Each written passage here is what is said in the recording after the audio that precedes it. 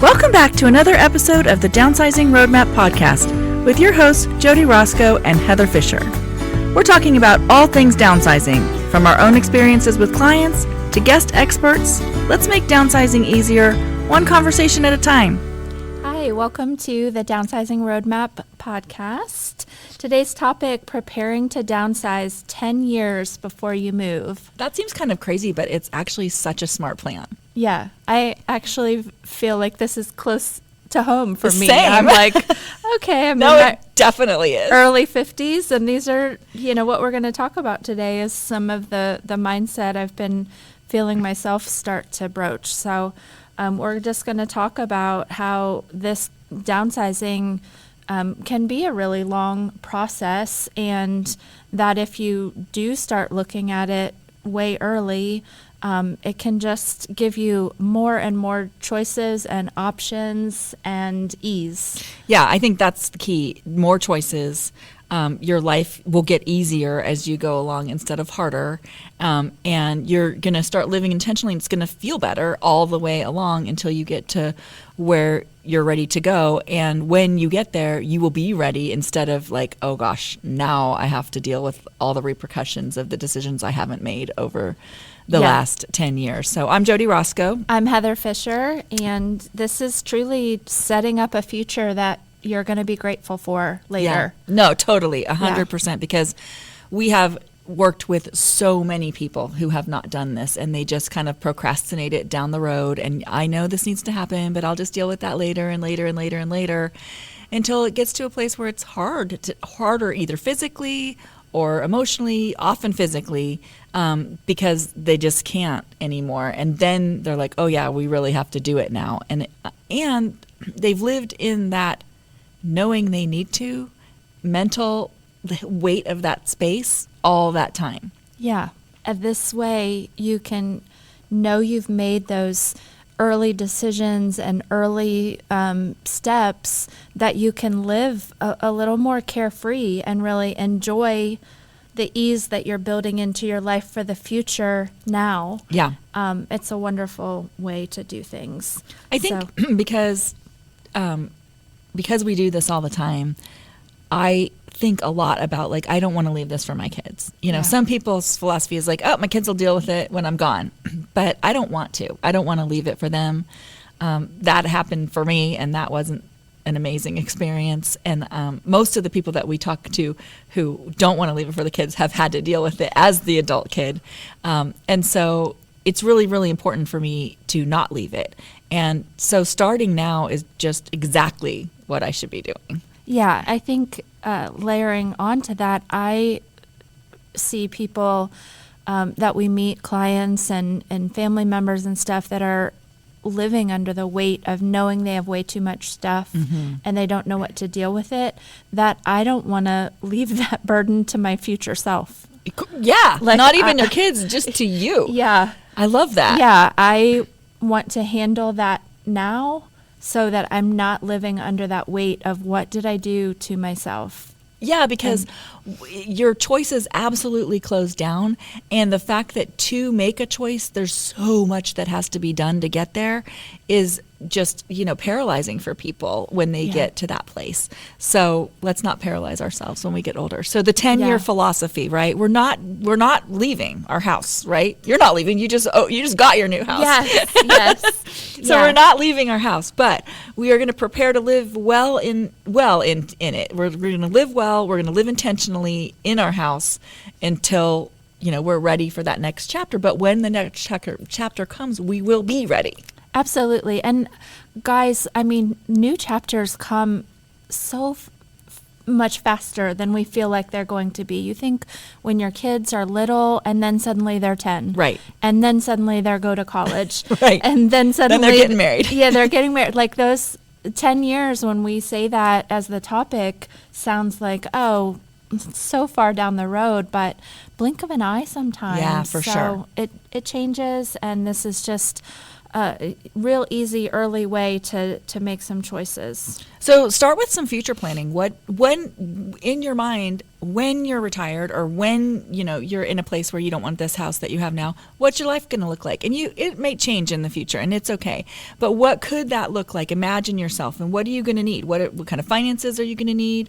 What kind of home are you going to need? Do you want to live somewhere half the year and somewhere else half the year? Do you, want to move to wherever your kids are, closer to them? Like, what is it that's going to look like? What kind of support network do you think you're going to need? So just kind of, our steps are, number one is dream it, and that's dream it out in a 10-year plan, right? Yeah, absolutely. And I think if it feels far off, one way to do this is to look around you at examples of people in your life that are closer to that downsizing age and have made some choices. Do you want to model after how great they're living and some of the ways that they're just embracing life in those older phases, or are you looking at examples of, gosh, I don't want that to be how I leave my life at that stage, and just kind of working through that yes or no, what you want to model after. Yeah. So every decision that you make is going to have repercussions in the future. Yeah. And so what does that look like? And align those decisions this way. Once you've kind of made that future plan, you can align the decisions that you're making with that plan so that it's going to go along together instead of just making decisions kind of willy-nilly, or what most people do is make no decisions at all and just let it accumulate. Yeah, wait for things to happen. But every choice over the next decade either adds options or removes them. Yep. So you want to have as many options as you possibly can when you get wherever you want to be. Yeah. So also we want to avoid a crisis move, which we see often, and that's honestly what our whole podcast and mission is with Downsizing Roadmap, is to help people get where they want to go before they're in a crisis. We want you to think about it sooner than later. 10 years sooner, if that's what it is, but sooner than later, so that when life comes up and grabs you, you aren't in that place where you also feel totally overwhelmed by the rest of what needs to happen. Yeah. Studies show that 70% of moves are triggered by a health event. And what that means is that all the decisions are being made out of crisis mode, that, you don't have your health to physically move things or do anything possibly. Somebody may have to be making all the decisions for you, so they're not your decisions even that you're making anymore. So early preparation will protect you from that. Not to say that something can't happen. We don't want anything to happen to anybody, but if it does, you won't have all that extra stuff. You will have made the decisions. You will know what's going on. It will be your plan and your way that you want it to be. Yeah, we just talked in our last episode about our 5-step method for downsizing, and we say all the time in our classes, you can get through the first 3 steps with no move on your radar at all. But that's what we're talking about, that you get to that point where you've made all those dreams and decisions and handled so much that you can just go through life, whether there's ever a move or not a move, without that burden of, ooh, I should downsize. Ooh, I should think about what I'm going to do later. You have your ducks in a row, and we don't want any health crisis to pop up and get anybody, but it happens, and you can face that with, okay, here's my plan if I can't be in this house anymore, or here's my plan if I need to shift this timeline. I have already done the other things and I'm ready. Yep. Yeah. So let's start with your house. So you're not scrambling later. I think the biggest thing that you don't want to have is deferred maintenance. And so that often happens when the house gets too overwhelming for them as they age, and it just turns into more than they can handle. But that will deflate the price of your house. You will lose equity, you'll lose money on that. So, and can snowball into more and, a simple early maintenance can Yes. snowball into a bigger repair or a bigger problem. Correct. Yeah. So you want to make sure that the big stuff, the roof, the HVAC, the windows, all of that stuff is replaced when it needs to be. I'm not saying like, hey, run out and replace your windows right away. But if that's something that needs to happen, then make sure that you're not deferring that maintenance. If there's leaking, water is the most damaging thing to a house. So whether that's pipes that are leaking, or whether that's the roof that's leaking, or whether that's the windows that are seals aren't working quite right, or whatever that is, make sure that all of that is wrapped up and the house is very well maintained, and you're preparing for any kind of long-term fixes that you might have to do in the next 10 years before you sell it. Yeah, by looking at that long picture with the 10 years, you can also spread out those regular things that are going to need replaced at some time. The water heater, the furnace, the roof. You can spread out and budget for them so you're not hit with all of them in the same calendar year, and you're like, right. How's this going to happen? You're just planning ahead, and whether you, need to pull the trigger and make that repair or replacement, you're at least planning for it when it comes. Right, financially. Yep. Safety and accessibility. So, if you're in a 2-story house and you can't do stairs anymore, there's really, you can get a chairlift. You can do some things if you want to, stay there. There are some safety things that you can do, but maybe it's better to make the move then. So, that's some things to think about. But just know that there are things that you can do to make the house safe if you want to stay there longer. Grab bars, toilet height, replacing toilets for higher toilets. There are definitely, lever door handles that are easier to open. There's definitely things that you can do if you want to stay. I wouldn't do them until you're ready, until you need to, but just know what those are. I think it's when you've had this, thought process with yourself, a lot of people, in that stage of life, maybe your kids have moved out, you're empty nesters, you're like, hey, okay, we're done helping pay for college, we're going to, remodel the bathroom or remodel the kitchen. It's a great time when you have that long-term plan to not visibly make the changes, but to have it on your radar. You can add extra blocking behind the walls for future grab bars without installing them yet. But, if you're making renovations or updates, kind of have that thought process of how will this work? Should I make this a 0 entry shower at this point? That still is very modern and aesthetically pleasing. Doesn't look like it's... Yeah. You can just kind of future think, how will this serve me if that dream that you thought about was to, age in place and stay there. You're making that all part of that early planning. Yeah. Simplify your storage areas now. I think this is like the number one thing that you can do, that you can do it, then you can have that whole time to thoughtfully do it, to really spend the time that you need to do, because a lot of times what will happen is if you're back to that 70% crisis, the family's cleaning it out, it's just let's get a dumpster, let's just get on with it. And, no really great decisions are made about what to keep and what not to keep, especially if the crisis is causing like mental anguish, then you just aren't making good decisions. You aren't able to make good decisions on what to do with the things. Well, and this is one of the things on our list, that by doing it early, it not only is so much easier in the future when mobility becomes harder and all of that, but you're seeing that ease in your life immediately.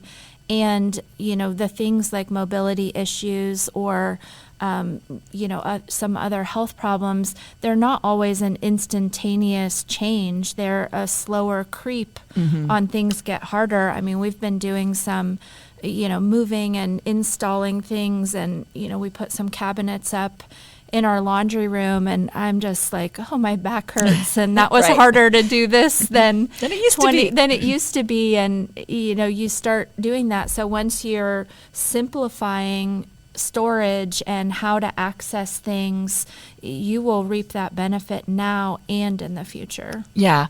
We're talking about attics, basements, crawl spaces, sheds, garage, loft, garages in general. So any of those places, things that are stored there often degrade too. So like keeping them there, if something's in a box in your garage or in a box in your basement, it is not serving you in your life. It's not serving you. So you need to be really honest about why you're keeping it. If it's something that you love, then put it out where you can see it. If it's something that you're keeping because you feel guilty about, then we're giving you permission to let that go.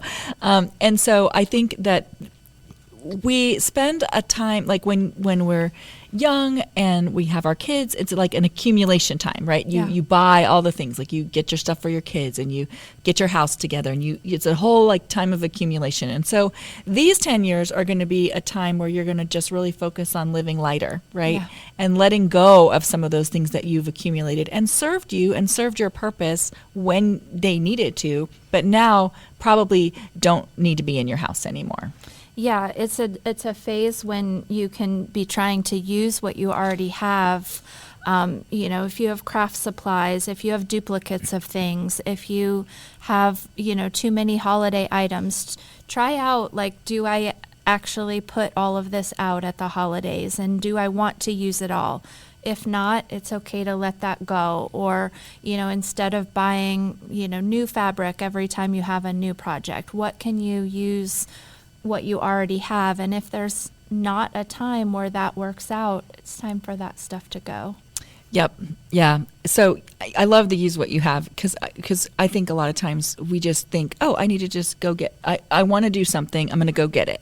Yeah. And not really think about, if I wasn't allowed to go get it, how could I make that happen, whatever it is I'm trying to accomplish with whatever I have already here. And sometimes that might be, if you want to freshen up your house, maybe move things in different rooms, just kind of, maybe you don't need to go buy something new. Maybe, getting out of that mindset of accumulating things and just things that you have, or let a bunch of it go and then you can bring something new in. So, really start thinking about what that looks like. Yeah, I think, such a simple thing, but I think like paper goods, like party goods. Like, has there ever been another birthday where I'm like, okay, I remember I have a bin with, Oh, so but 20. You only have 7 napkins left, yes. But you don't throw those away because that yes. feels wasteful. So yeah, I've started to just put them on the top of my napkin thing, and we're just going to use them till they're gone, right? Yeah, mm-hmm. Yeah. So we accumulate that. Mm-hmm. I'll use them later, but we won't because it's the want new. So we either need to change that mindset and use them, like you said, for every day, or our family's not going to care if the napkins all say happy birthday, but they don't match or what not. Yeah, you could make a little game of it. Like, how long can I go before I buy, what X, because I'm going to search this whole house and I'm going to use every napkin that we have already. Yeah, so things like that, to just move through it and use it, make it fun, and don't worry so much. Nobody's stressing over it but you. Right. So, personal belongings, you can use like a slow release strategy on your personal belongings, right? So it's a mindset. So start thinking about your legacy. What is it that you really want to pass on? Careful with this because it's not everything. And don't make that a burden on your family. But start thinking about, if there's things that are really specific, documenting the stories behind those things, why they're meaningful to you, why you would want to gift them to somebody, and consider gifting them early, gifting them now while you can enjoy that other person, loving that thing as well, and seeing the reaction to that instead of, you're gone and then you've gifted it to them, especially if it's something that you aren't using really all the time and you're just keeping it for them, maybe jewelry or things like that. So start thinking about what that looks like, but again, be careful. Let your family pick the things that they have great memories around as well, not just things that you expect them to want.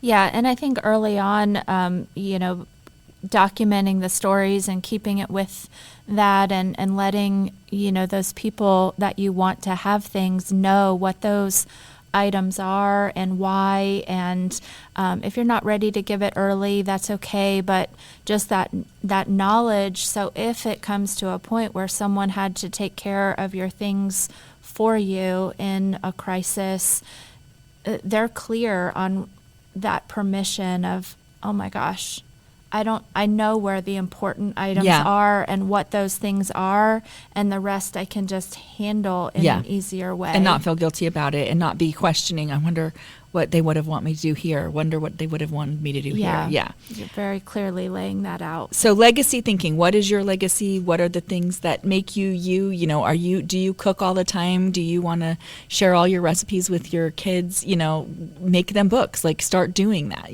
whatever that is. Figure out what that looks like.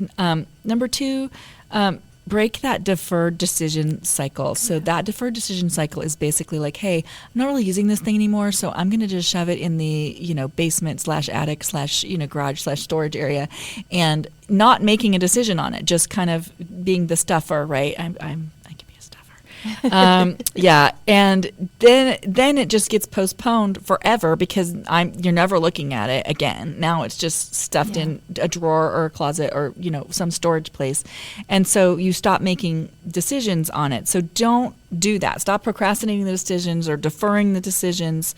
And start pulling out that stuff that you have deferred all those decisions on and making decisions on it. Well, 10 years on this timeline, it gives you time to work category by category. So you're taking that emotional overwhelm out of it. Mm-hmm. But you do have to be careful that you don't ease up so much because you have 10 years that you're not setting those little milestones. Yeah. Is it one area a month? Is it 4 larger areas a year? A photo box a month. It takes a while to get through the photos, but that's okay. Yeah, whatever that looks like, set, a little milestone win for yourself and a goal so that you are chunking it out, and then it won't be too hard. 10 years is plenty of time, but if the 10 years goes by, then you're right back to that, I have a short time frame and a mountain. Yeah, it's about creating habits, right? It's about just creating habits around the stuff you keep, the mindset that you have around stuff.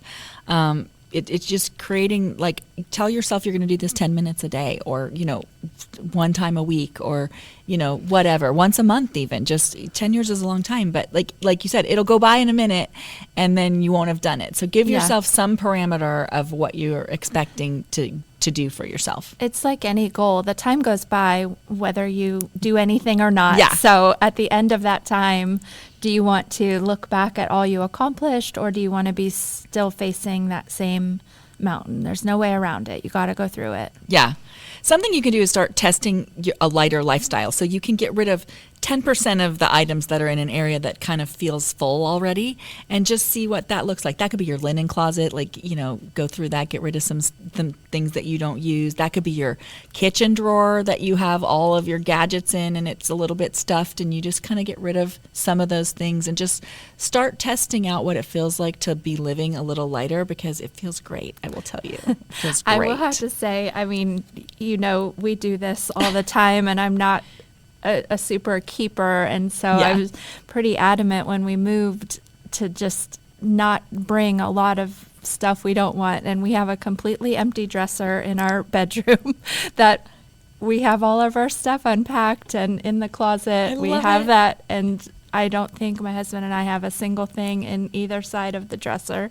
So do we need the dresser at all, or do you put things on? Like, what do you need, something different? That's just an interesting thought process. It's just interesting. Right now, the room is plenty big enough that it fills the space, and I just need to not tuck things because I don't need it for storage. So I have that too, actually. So we bought a different console thing that goes under our TV, and it has a bunch of drawers in it, and all those drawers are empty when we moved it. And I consciously decided, I am not going to put things in those drawers. I don't need to. It's beautiful and I love it, and it looks pretty there. Yeah, the purpose for me of having it's the furniture piece kind of anchoring that wall. Yeah. But turns out it's empty, and that's okay. Yeah. And we have a fully empty kitchen drawer. So that is Yeah. something also to get used to. Like, you do not need to fill up every single space, and Yeah. it's okay. And it's okay to have that furniture piece there, because you can't just have no furniture in your house, Yeah. because you don't, so it's okay to have that there, but you don't have to have the storage all storing things. Yeah, yeah. I think that's what I'm learning and enjoying, is that I'm like, that's fine. It's not crammed. It's not, because I've had other phases in life or other storage situations where every space was crammed and you opened a drawer and things are popping out. So, Yeah. be okay with just having some empty space in your life. Yeah. And it makes a huge empty mental It's weight. amazing Yeah. what it does in your brain. It's Yeah. amazing. The space in your brain that your stuff is taking up is just mind-blowing when you actually let it go and realize it, because it doesn't feel like it. You just don't even know. You just don't even know how much space that's taking up until you let it go. Yeah. So build yourself a future home wish list. So start paying attention to what serves you, what doesn't serve you, what you're really not using. And if you can let it go without your house looking half empty, then do that. If you just need to empty what's in it and keep it there, whatever. But start paying attention, so that when you do need to make those decisions, and you're only going to take half your furniture, or maybe none of it. Maybe you're going to get new furniture when you get there, whatever that is. But just know, hey, I love that, and that's going to go with me, and that doesn't need to go with me. It's perfect where it is right now in that space, and I like it, but Yeah. I can let it go. Yeah.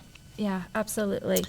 So let's talk a little bit about, on this 10-year plan, finances and preparing for a move that matches your future. Yeah. I think that number one is how organized are your papers? So finances is one thing, and what's it going to cost for your future and all of that. And that is super important, and you need to figure out what that might look like and make sure that you're prepared for that. Talk to a financial planner, talk to, estate planners. There's definitely people who can help you. We aren't those, experts, but definitely we know that that's something that you need to talk about. But before you can even do that, really in a meaningful way, you need to make sure that all your paperwork is together.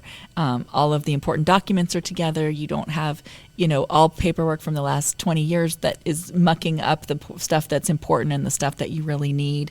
I think paper is something that can absolutely get out of hand in your house. We have a podcast on paper. Go listen to it if this is you, because you don't want to have to sift through a whole bunch of things to get to the important stuff. And it's hard to make decisions on what's happening with your finances and stuff if you don't have it pulled together. Yeah, I watched my mom having to go through a lot of paperwork over the last year or two and really get it in order. And it was so overwhelming. And it's a category that you really you kind of have to do it yourself. I mean, you can have someone help you get it to the shred pile or things like that, but you really have to put your eyes on all of your paperwork, you and your partner, to even get a start on organizing it.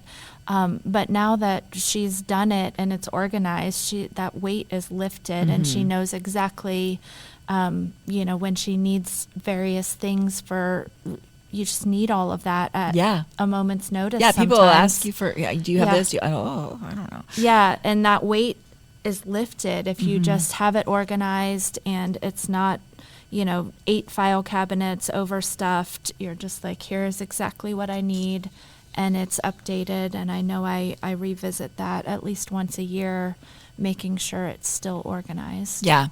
The other thing is, like, what is your home going to be worth 10 years from now? We don't 100% know. We don't have a crystal ball. We can kind of get an idea, of an average increase in what equity could look like. And then where are you wanting to go, and what does that look like? And do you need to start like a little fund for your moving fund to pay for, moving and fixing up the house a little bit, and, cleaning and all of the things that might need to happen when you move.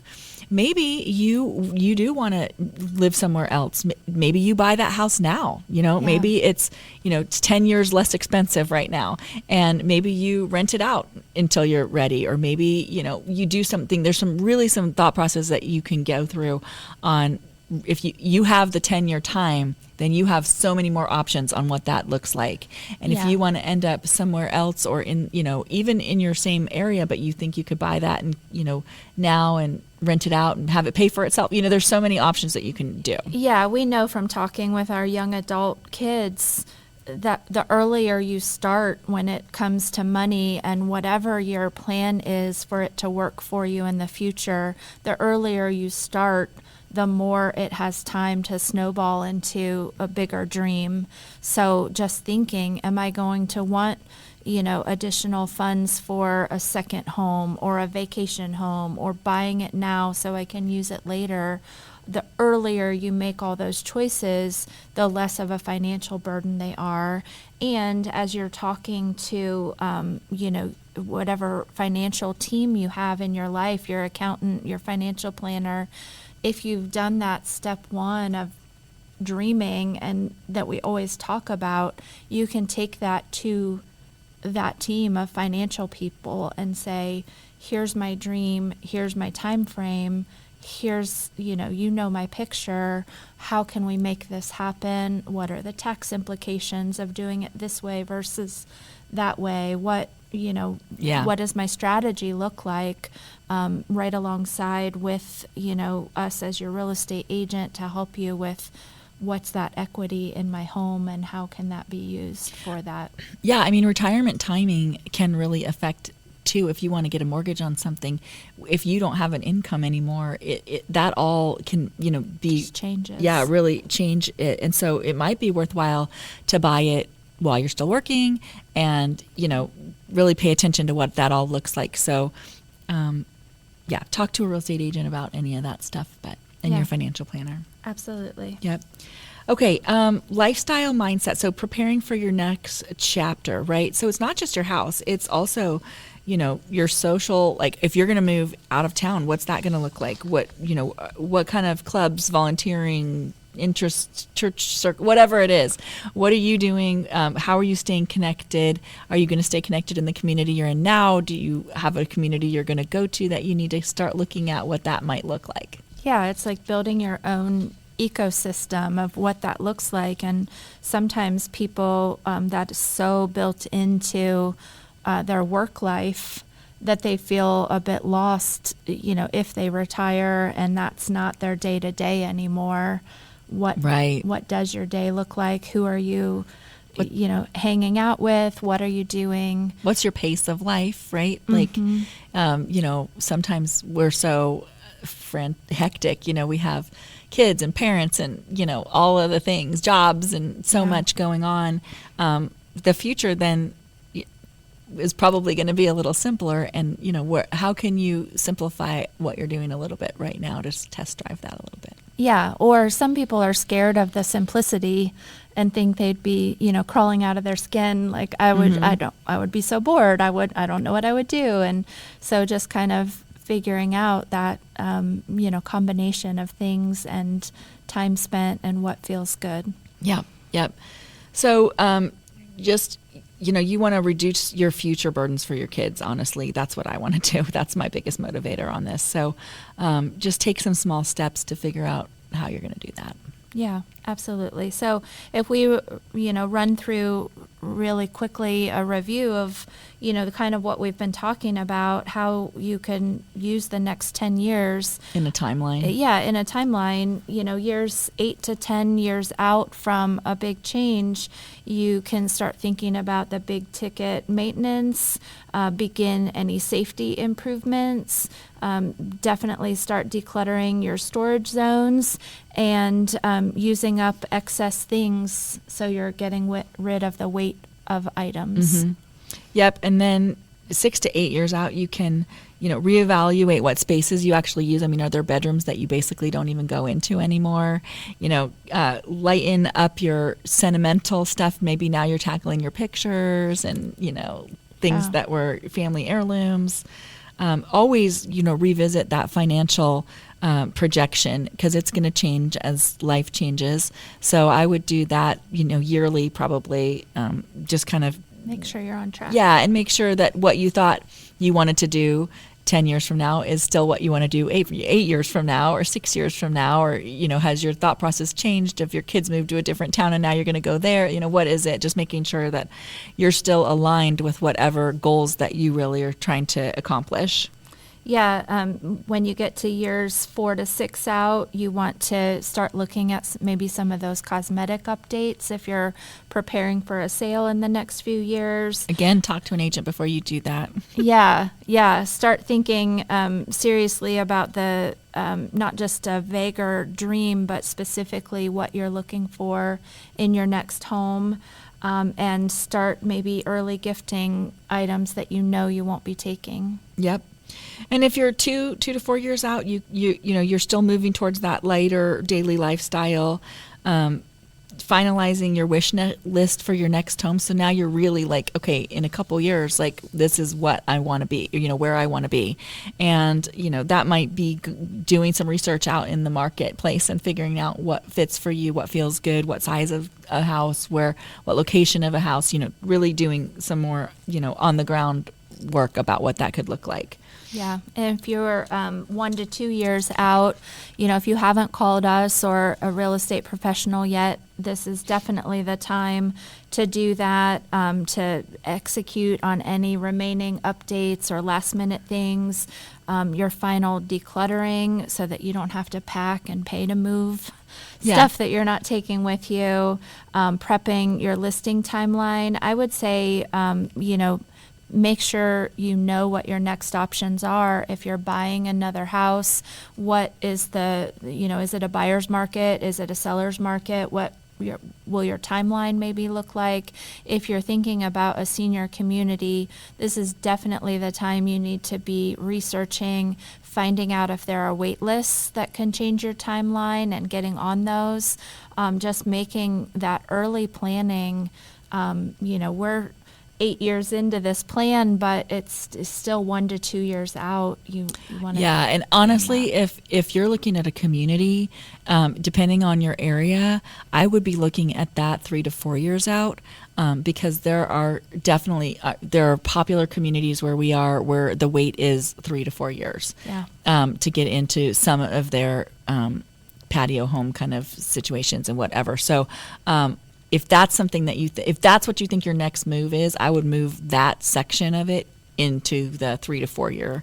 Yeah. And a lot of them, find out what it is, find out all the small print and everything. But a lot of them, if you put some money down, usually a nominal amount, that will put you on the list, which I would suggest if that's what you think you want to do, because once you get to the top of the list, if you're not ready or whatever, you Make sure with that community they don't put you back to the bottom of the list, but a lot of the communities then will kind of hover you at the top until you're ready. And that is really, you can't buy back those 3 or 4 years if you decide, hey, I'm ready now, and now it's 3 or 4 years away that you can go where you really think you want to go. Yeah, it's exactly what we said at the beginning of the episode. The earlier you plan, the more your options expand. Yeah. So it's just one more option by knowing how long the list is and getting yourself on it if that's something you're considering. Yes. So just think, if you could make one thing easier for your future self,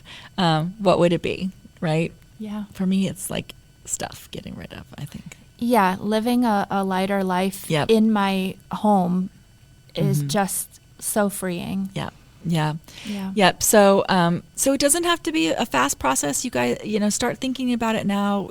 Be dreamy about what that looks like. Maybe you do want to buy another house, earlier than you thought, and there's so many options that you can have when you start so early. I think that's the key thing to remember. The earlier you start, the more options you're going to have. Yeah, absolutely. And we've done lots of episodes on a lot of these key things to start thinking about. So please go back and listen to those episodes. Reach out to us on our website, downsizingroadmap.com, if there's any questions we can answer or topics you want us to address. And we'd love it if you enjoy the podcast, if you would give us a review, and we will be back next week. Yeah, let us know what you start cleaning out. Yeah. Talk to you soon. Thanks for joining us on the Downsizing Roadmap podcast. If you found this episode helpful, be sure to subscribe, leave us a review, and share it with someone who might need a little downsizing inspiration. Have questions or ideas for future episodes? Reach out to us on our website, www.downsizingroadmap.com. Until next time, let's keep simplifying and moving forward.